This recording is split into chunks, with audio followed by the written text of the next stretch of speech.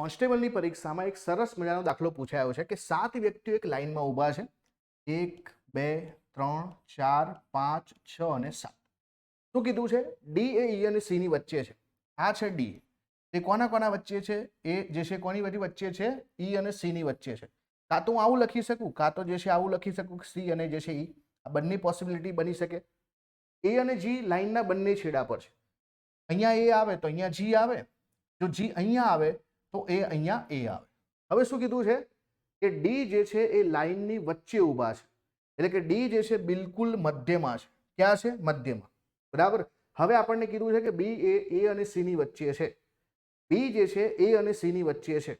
તો આ સી છે આપણો હવે આને જે છે હું અહીંયા બી લખી નાખું તો અહીંયા જે છે શું થઈ જશે એ થઈ જશે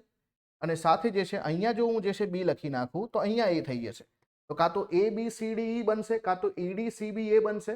પણ આપણને શું પૂછ્યું છે બી અને ડી વચ્ચે કોણ છે તો બી અને ડી વચ્ચે અહીંયા પણ તમે જુઓ કે સી આવે છે અહીંયા પણ તમે જુઓ તો શું આવે છે સી આવે છે આપણો જવાબ સીધો બની જશે કે ઓપ્શન નંબર જે છે બી જેમાં સી આપણો જવાબ છે